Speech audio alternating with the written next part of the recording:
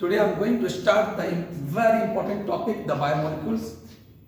और ये बायोमोलिक्यूल्स ऐसा चैप्टर है, अगर इसके बारे में ठीक ठाक नॉलेज आपको हो गया तो समझो पूरा कॉन्फिडेंस डेवलप हो गया बायोलॉजी में। और मैं इनफैक्ट ये कहता हूं कि अगर बायोलॉजी का शुरुआत होना तो शुरुआत यहीं से करना चाहिए, इसी चैप्टर से करना चाहिए। वैसे भी 11th का टॉपिक है, वैसे 11th का आपको देखेंगे एनसीईआरटी कि 11th के एनसीईआरटी में सब पहला टॉपिक है the living world. No doubt कि आप लिविंग वर्ल्ड पढ़िए, समझिए, बट मेरा कहना है कि अगर बायोलॉजी का शुरुआत हो तो पहला टॉपिक होना चाहिए बायोमोलिक्यूल्स। खैर चलो जो भी हो, आप बीच में पढ़ो, कभी भी पढ़ो, but you must have the idea of biomolecules. और बायोमोलिक्यूल्स क्या है सबसे पहले हम ये जानेंगे, और सबसे पहले ये भी जान लो कि बायोमोलिक्यूल्स से क्वेश्चन कितने आते हैं। 3 से 4 क्वेश्चन रहेगा, 3 से 4 क्वेश्चन आपके नीट में रहेगा, एकदम फॉरवर्ड रहेगा एकदम। आप एनसीईआरटी भी एनफ है, बट एनसीईआरटी से थोड़ा सा हम लोग दाएं बाएं होंगे, कुछ बातों को थोड़ा सा ज्यादा एलिब्रेट करेंगे हम लोग बायोमोलिक्यूल्स में। तो चलिए हम लोग शुरू करते हैं बायोमोलिक्यूल्स। बायोमोलिक्यूल्स क्या है, सबसे पहले ये जानेंगे कि बायोमोलिक्यूल्स की स्टडी को क्या कहेंगे। The study of biomolecules is the called biochemistry.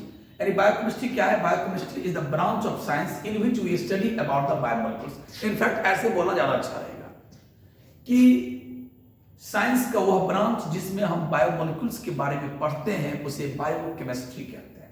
और बायोकेमिस्ट्री का एक क्वेश्चन भी रहता है कि फादर ऑफ बायोकेमिस्ट्री कौन है? फादर ऑफ बायोकेमिस्ट्री कौन है? Father of biochemistry Karl Alexander Neuberg. Karl Alexander Neuberg is the father of the biochemistry. Now, biochemistry को आप कैसे डिफाइन करेंगे? बायोकेमिस्ट्री को बस सिंपली बोलना है the branch of science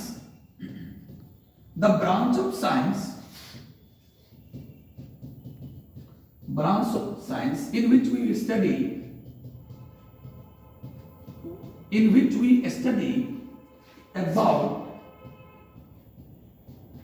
about biomolecules.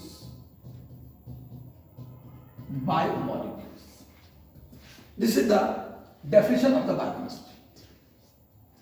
अब मैं आपको ये लिख चलता हूं कि बायोमोलिक्यूल्स जो वर्ड है, जरा उस पर आप विचार करें, गौर से देखिए बायोमोलिक्यूल्स को। एक बायो और molecule.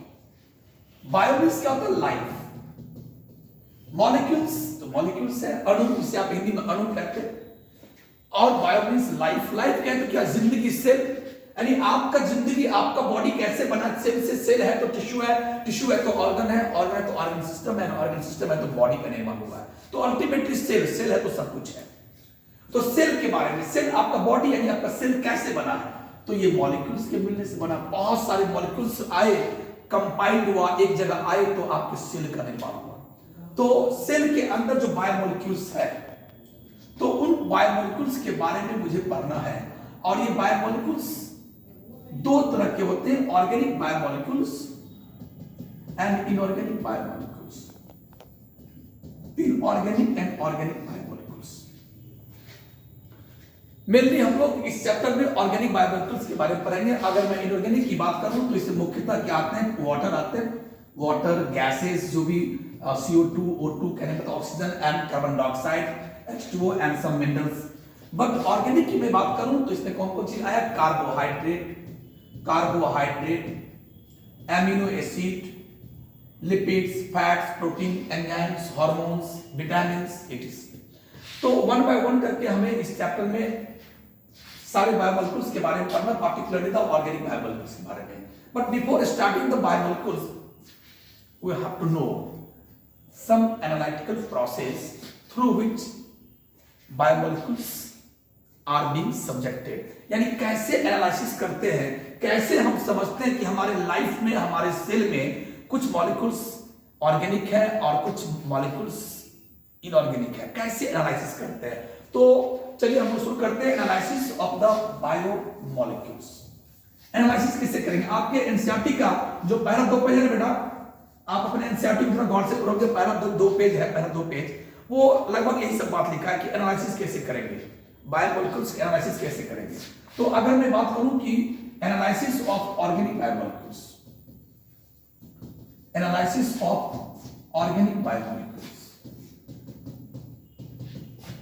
Analysis of organic biomolecules, तो कैसे करेंगे। First of all we take some living tissue. Living tissue कहां से लाओगे, तुम जाओ जहां मुर्गा कटता है, बूचर खाने में जाओ, वहां जाओ और मुर्गा का कुछ थोड़ा सा पीस मांग लो भाई, थोड़ा सा मुर्गा का जो लीवर होता है वो काफी डेलिकेट ऑर्गन है, उसका छोटा सा पीस मांग लिया और लीवर का कुछ टुकड़ा मांग लिया। ये लिविंग टिश्यू हो गया। अभी भी मुर्गा काटा है, लिविंग टिश्यूज का एक टुकड़ा मांग लिया। अगर नहीं देता है तो कोई बात नहीं, कोई बात नहीं, आप दौड़ के जाओ, बगल में कोई पौधा है, पेड़ पौधे, उसका एक पत्ती तोड़ लो यार, पत्ती भी तो लिविंग टिश्यू है। आप एक लिविंग टिश्यू यानी पत्ती तोड़ लिया, पत्ती लीफ, आपने लीफ तोड़ के ले आए, सोल्बियम लीफ ले आए। अब इस लीफ को क्या करना है, इसमें इनऑर्गेनिक और ऑर्गेनिक दोनों मॉलिक्यूल्स होगा जी। ये टिश्यू, इसमें ये क्या है, ये ऑर्गन है, प्लांट का ऑर्गन है जी, लीफ ऑर्गन है, इसके अंदर बहुत सारे टिश्यू होंगे, इसके अंदर बहुत सारे सेल्स हैं। अब इसके सेल के अंदर में बायोमोलिक्यूल्स है। तो अभी मुझे किसका करना है, तो ऑर्गेनिक बायोमोलिक्यूल्स का आपको क्या करना है, ऑर्गेनिक बायोमोलिक्यूल्स का एनालिसिस करना है। तो कैसे करेंगे, तो ये लीफ ले लिए और लीफ को मैंने क्या किया, एक मोर्टार और पेशल, इसको बोलते हैं मोर्टार और pestle. This is the pestle, this is the mortar. Mortar चीनी मिट्टी का बना होता है, लेबोरेटरी रासायनिक जो आपका जो केमिस्ट्री का जो लेबोरेटरी होता है उसमें ये पाया जाता, रखा रहता है। जैसे आप लोग गांव घर में समझ सकते हैं, ओखल और होता था, मूसल होता था बेटा, ऐसे करके होता था। मान लोग इसमें रख करके इसमें कुछ कुछ धान वगैरह और राइस ये सब ऐसे करके हम लोग पुराने जमाने में मम्मी लोग, चाची लोग, मौसी लोग, दादी लोग क्या करती थी, गेहूं धान वगैरह कूटती थी ऐसे करके। तो बस इसे क्या कहते हैं, ओखल, और इसे क्या बोलते हैं, मूसल, था ना ऐसा। तो बस आजकल तो लोहे का मिलता है, सब उसी में लोग काम कर लेता है। तो बस उसी तरह से ये क्या है, ये चीनी मिट्टी का बना होता है, एक बाउल टाइप का होता है, और ये भी चीनी मिट्टी का बना होता है। जस्ट इसको मूसल समझ लो, इसको पेशल कहते हैं, and just we call it the mortar. Now we take this living tissue, leaf को मैंने यहां रख दिया, लीफ को, दिस इज द लीफ, और मैंने इसमें क्या किया, ट्राइक्लोरोएसिटिक एसिड डाल दिया।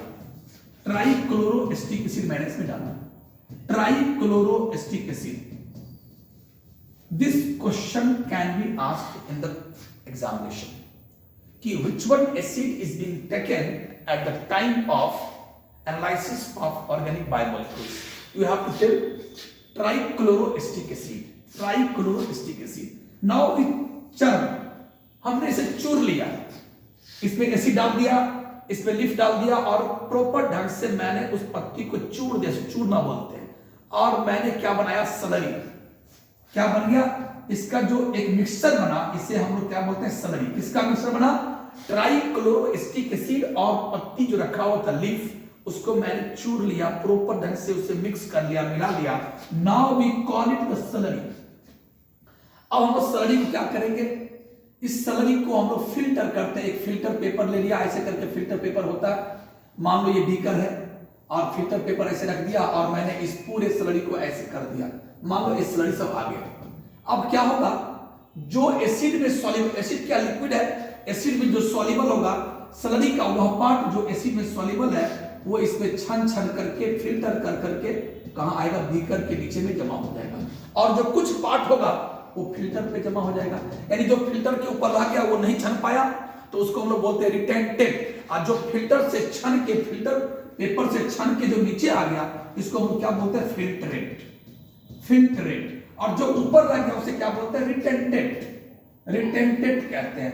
तो इस तरह से हम लोगों ने दो कंपोनेंट प्राप्त किया, two fractions of slurry, just to have get. क्या पाया बेटा आपने पाया एक फिल्ट्रेट, आपने पाया एक रिटेंटेड।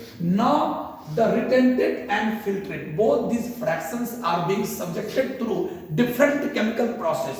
अब इसको और इसको डिफरेंट केमिकल प्रोसेस